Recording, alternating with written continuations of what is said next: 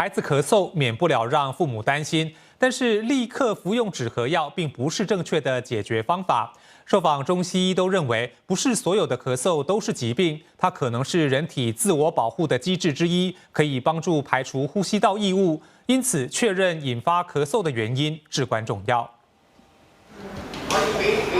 咳嗽是小儿常见疾病，在本地常年都可以发病，以2岁到5岁之间的幼童居多。如果家中有兄弟姐妹或是已经上托儿所的孩子，患病几率更大。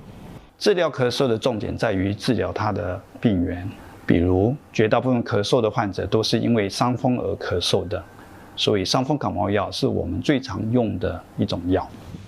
干燥的空气会让孩子的咳嗽加重。晚上睡觉的时候，冷气不要调低于26度，而且建议孩子多喝水，这样可以保持呼吸道不要过分的干而咳嗽。还有一点，香烟的烟味会造成孩子咳嗽加重。西医认为，假设孩子只是咳嗽和流鼻涕的话，通常会在1到2个星期好转，所以不建议家长使用止咳药，这样反而会造成肺和气管累积分泌物和病菌，加重感染。但如果咳嗽持续超过2周，或者伴随一些不正常的现象，例如发烧、食欲不振、呼吸杂声，那就需要就医。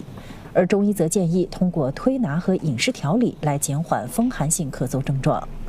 风寒咳嗽的症状有流清涕、喉咙发痒、痰稀薄白。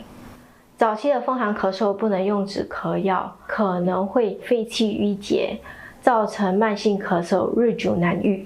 推拿方面可以推肩胛骨，具有温肺止咳的作用。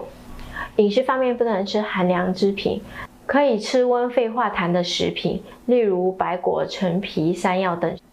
医师提到的杏仁具有化痰止咳的功效，就有厨师选用杏仁奶制作润喉的布丁，更方便幼童服用。